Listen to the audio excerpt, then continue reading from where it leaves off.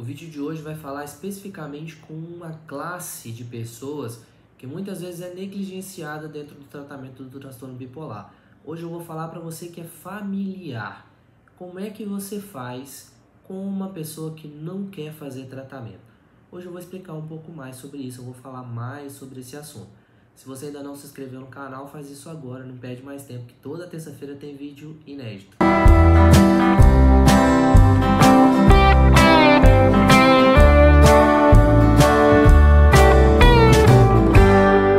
Bom, para princípio de conversa, a gente sempre precisa pensar que ninguém convence ninguém a nada. As pessoas fazem aquilo que elas querem. Então, essa falácia de que eu preciso convencer o meu familiar, o meu marido, a minha esposa a fazer um tratamento, muitas vezes não vai acontecer. Exatamente porque as pessoas têm motivações próprias para isso. Mas existem algumas estratégias que a gente pode se utilizar para a gente auxiliar aquelas pessoas que a gente ama. Quando a gente fala de tratamento para o transtorno bipolar, a gente está falando de um tratamento que é complexo, um tratamento multifacetado, um tratamento multidimensional que não engloba somente a questão da medicação.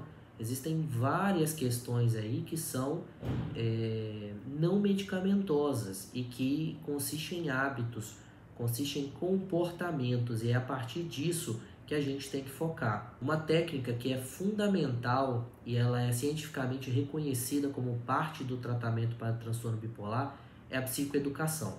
Então essa é a primeira sugestão que eu dou sempre para o parente, para o familiar que tem alguém que convive com o transtorno bipolar. Entenda e conheça sobre o transtorno bipolar. É fundamental você saber como que é a manifestação do transtorno bipolar, como que são os sintomas, como gerenciar crises.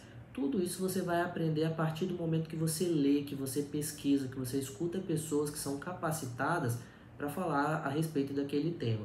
Você vai quebrar estigmas, você vai quebrar tabu, você vai estar muito mais preparado para enfrentar aquilo.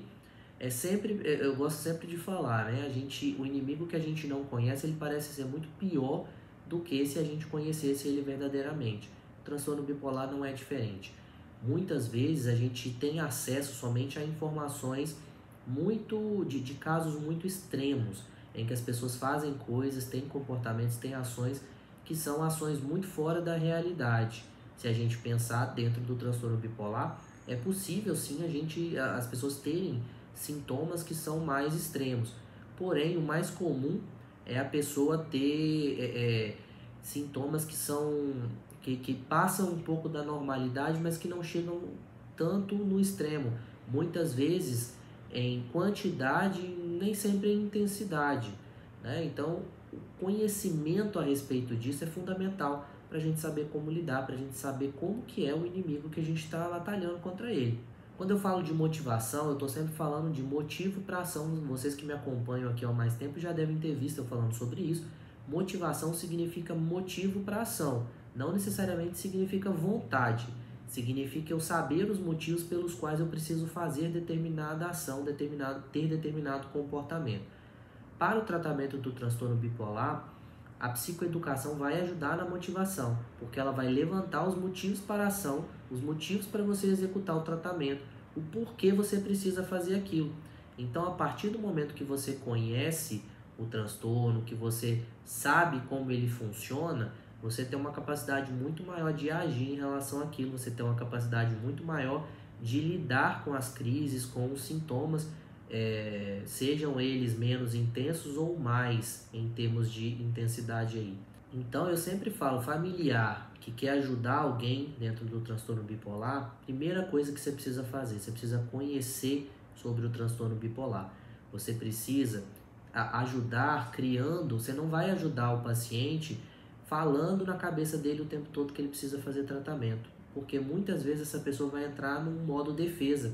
Ela vai se sentir atacada e às vezes por birra ou às vezes até por uma questão não racional, ela vai se afastar cada vez mais do tratamento correto.